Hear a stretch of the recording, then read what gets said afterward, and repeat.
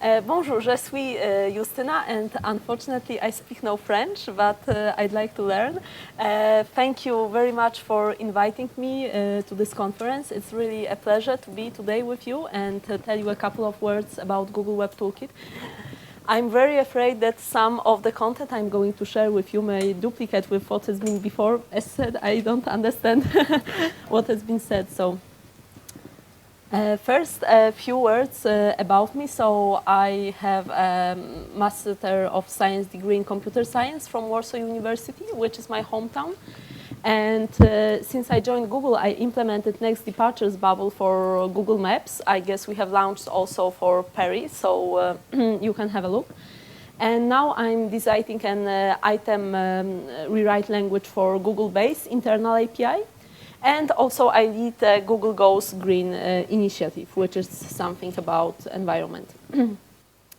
So first, I'd like to say a couple of words about, about JavaScript, because something that Google Web Toolkit was created by people who hate JavaScript. It's not the case. We really admire the language and its complexity and its little weirdness, as to say. So just wanted to share with you a couple of, I think, really interesting examples, because JavaScript tends to be used in an object-oriented way, but actually is a little bit more like a functional language. So it's based on closures, and thanks to closures, you can achieve many interesting results, like, for example, private static members in this example, or a singleton design pattern is as easy as simply an anonymous constructor call. So you create a function that has no name and you call it. So because since it has no name, it cannot be referenced from anywhere else. So you don't have to, when you compare it with the object-oriented paradigm, how much it takes to implement the singleton pattern, you see how easy it is in the JavaScript.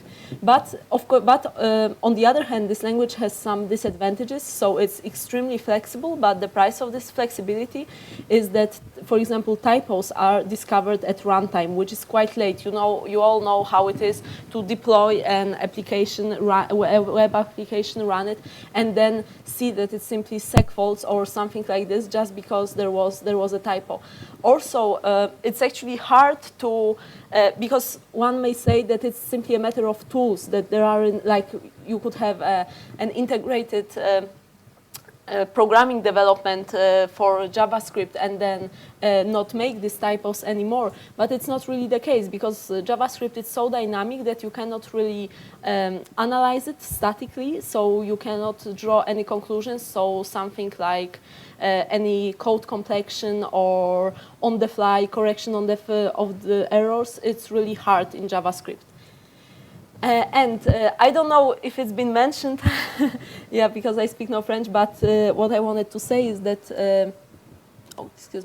that Google Web Toolkit makes it possible to create Ajax apps using Java in your favorite IDE. And what it means, I just want to quickly go through all these great facilities that environment like Eclipse or IntelliJ provide us with.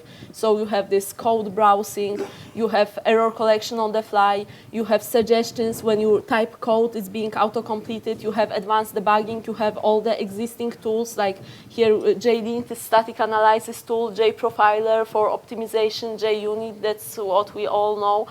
Yes, so it's simply amazing how many tools for Java exist out there and how great is Java community. And of course, with Google Web Toolkit, you don't have to handle differences in browsers, which is, I think, really important. And you have it optimized for you. That's also interesting, that Google Web Toolkit not only knows how to implement it for a specific browser so it would work, it also knows how to implement it so it would work in an optimized way.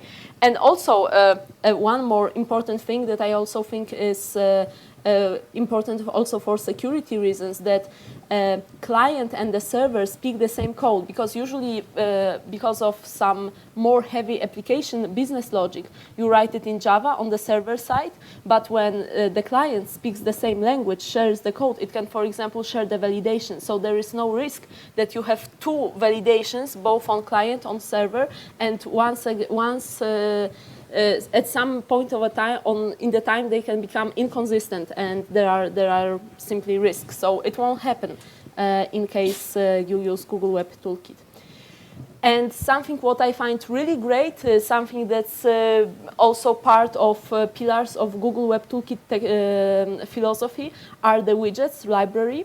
So as you may know, they are client-side Java classes similar to SWT or to Swing, which is also very beneficial because developers who have created desktop applications, they can switch to web applications simply immediately. They don't have to learn anything new. They just create them. Also, these widgets are rich. I mean, it makes user experience much better, and the users of our websites are actually the ones we really care for. So also, it's the way it's similar, that it's the layout is constraint based with panels. That's also what we all know. That's very easy. You have listening on events. So as you can see, it's really similar to Swing. It doesn't, on purpose, it doesn't introduce any new concepts. It's simply to make it as easy as possible, to make this learning curve as flat as possible.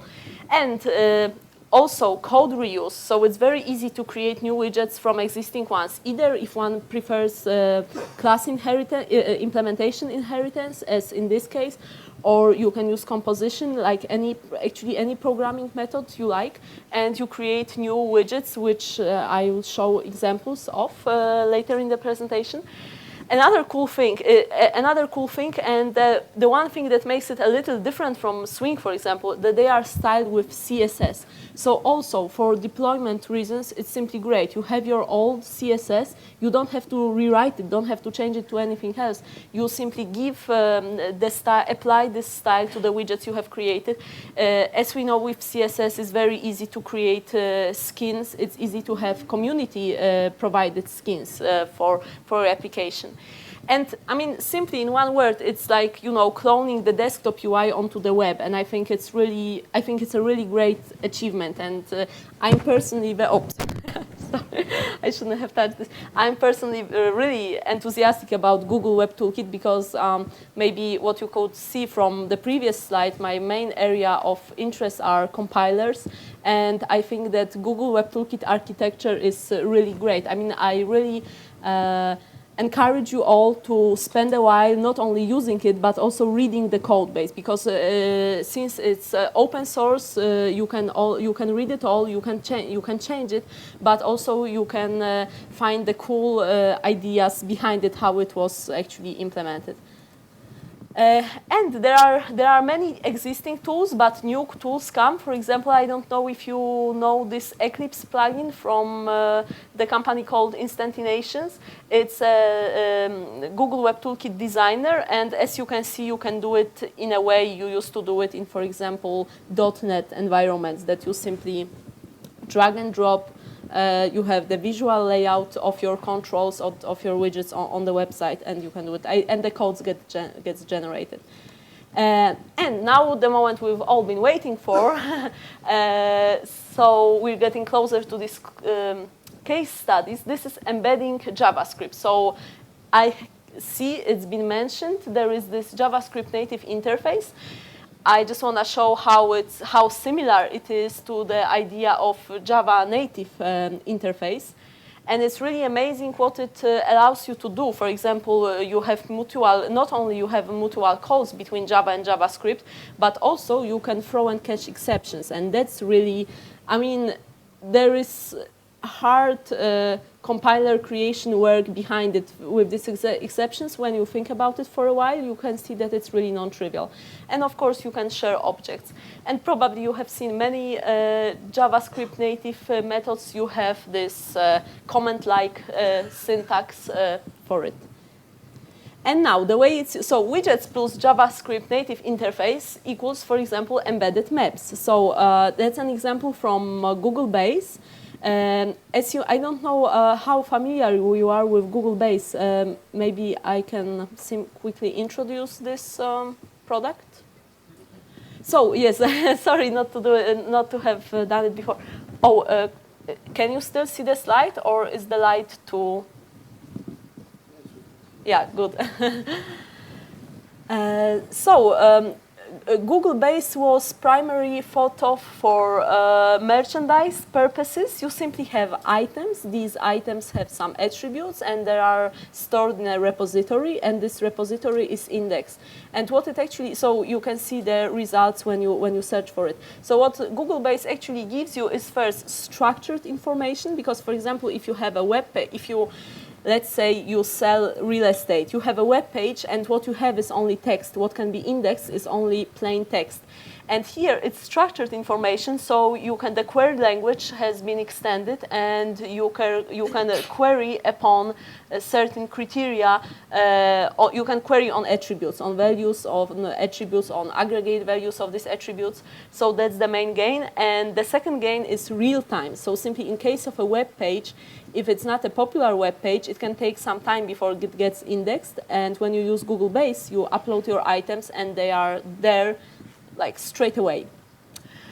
So yes, that's Google Base, and that's the project I have just joined, and it's really great. And I can tell you in a big secret that we're making it even better with this item rewrite language. So simply there are items, and we will provide a language for mutating these items. So once you have uploaded your items into our repository, you can run almost any processing on them in a purely declarative way. You will be provided with a functional language in which you can say what you want to do with them, and the runtime will take care of the rest for you. So that's something to come.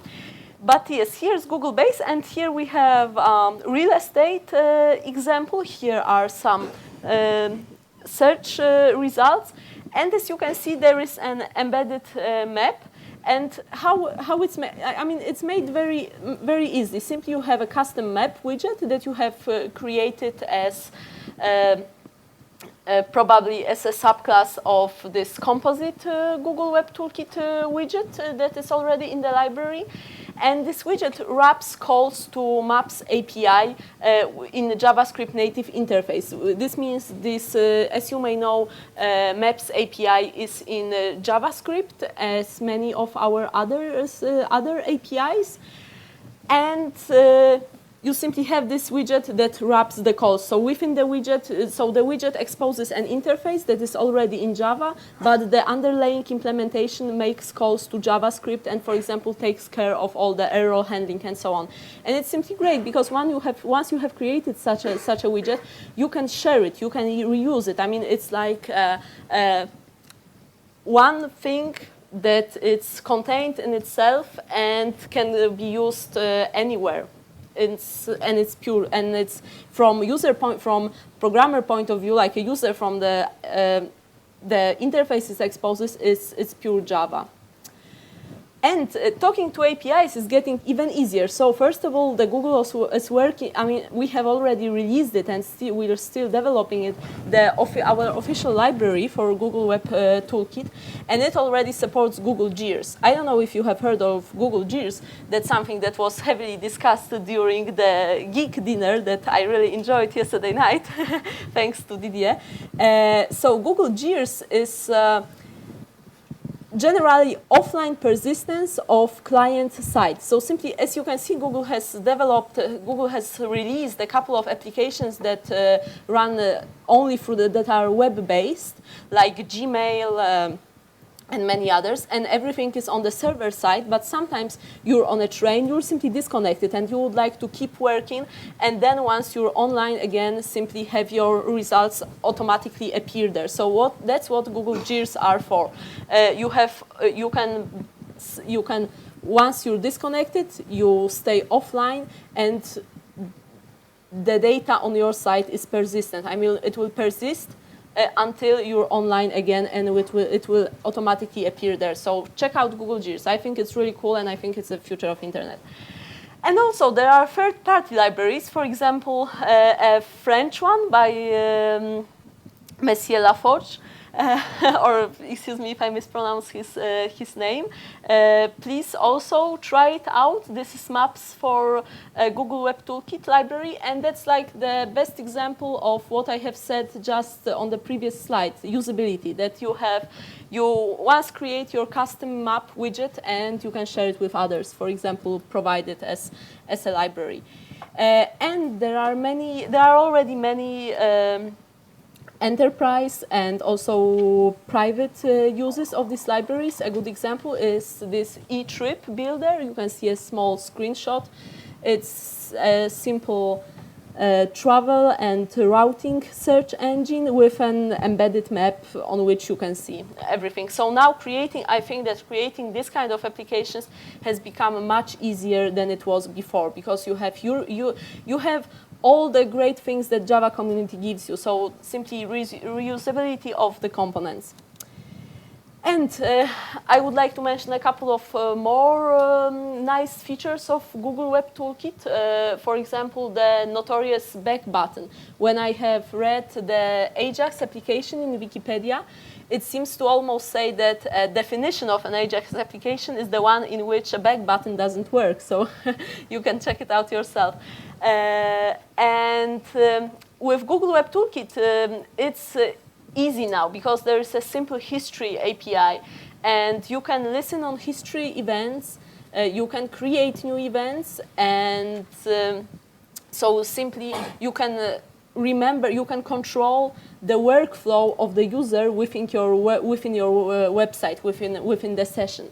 And some things are made automatically for you. For example, when a user follows a link, it gets remembered somewhere there. There's an entry added to the history. So that's really cool. That really makes user experience better. And some optimization things. So I don't know if you have used the deferred commands. The concept of a deferred command is simply a piece of code that can be executed at some later point. And I think it's very, very useful, because when you think of it, let's imagine the startup time of a web application. Since it's web and since a browser is a kind of, I mean, from user point of view, a browser is something really easy. The users often, they don't realize how complex browsers are nowadays. So they really expect it to start up very quickly. So you can simply load on demand. Let's imagine that some component of your website, like you have these maps, embedded maps, but it's not shown yet. Let's imagine that on the front page you have some stuff, but not the widget itself. So you can load it on demand, not load it, during the start time. Also, you can load in the background. You can load in parallel. You can have some threads and do it when the processor time is idle or something like this. You simply have a great flexibility with this very easy concept of a deferred command. And here you can see an example. As in Java, you simply implement, and here's an anonymous implementation of the command interface with one single execute method. And in this case, you simply handle the event that you're listening on. I mean, it doesn't have to be connected with listening on events, but it is in this case. Okay, and some graphs about what this optimization gives you. So the line that goes like this is traditional HTML. And there is some difference between Google Web Toolkit first run and other runs. And the line very close to the axis is the Google Web Toolkit other runs. And as you can see, I think it's really satisfying. But I mean, you have to simply try it out yourself. In different circumstances, it will work differently. But our benchmarks show that it's really worth trying it out.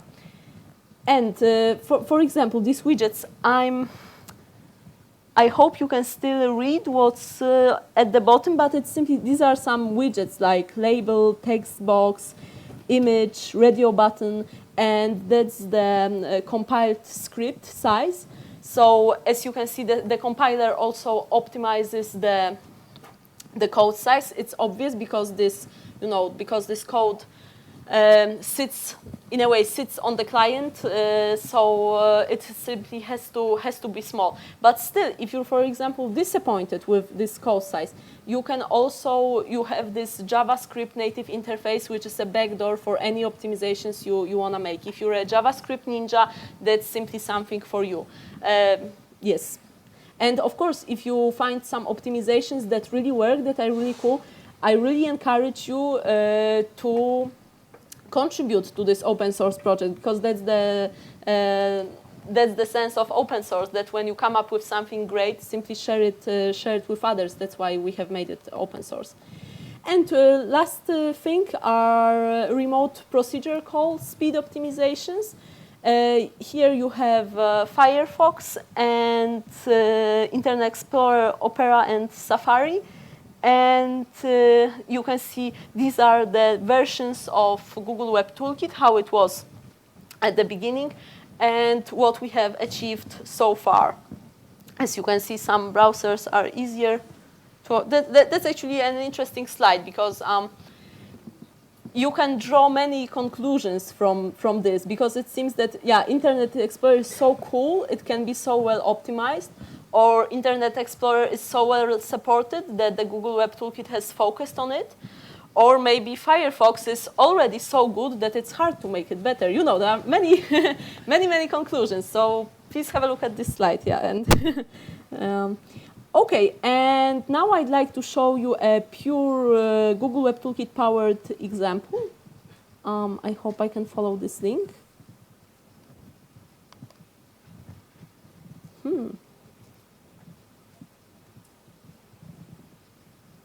Oh, yes.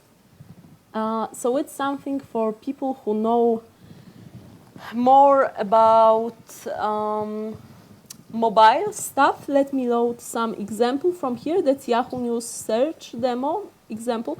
So what's important here, that this is all, it's a compiler with code generation. It's all client side. That's simply amazing. This you can see how quickly it works, and how lightweight compared to what it does it is. So we can analyze the we have the WADIL file. Here you have some XML with which you can edit.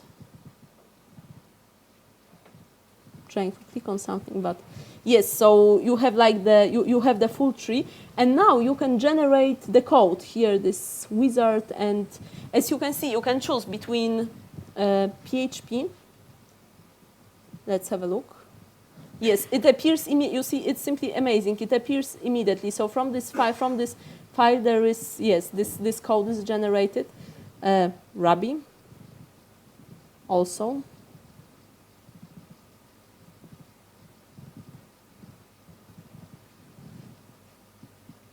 Let's have a look at Java. So as you can see, it appears simply immediately. That's really great. That was this project was created by some intern, but it was his own thing, and we really, like, almost whole Google is impressed with what he has achieved, with what he has done. A thing that I'd like to mention, for example, you have this thing that has just come to my mind. You have this text area here, and this code is kind of hard to read because it's not highlighted. But since it's not a normal text area that you have in HTML, but it's actually a Google Web Toolkit thing, it would be very easy to add syntax highlighting and make it reusable. So simply add it once and have it provided in any other text area that we may have. So that's something cool. Okay, and let me go back to the presentation. You can play. So it's simply when you search for REST, describe and compile, it should show up as one of the first results. I suggest you played with it around for a while because it's really interesting. I mean, unfortunately, during this presentation, I have no time to show in detail what it does, and it's maybe hard to explain because it's so complex, but that's simply amazing how powerful it is. So really, please have a look. It's cool. Oh, and it was the last slide, yes. Thank you very, very much.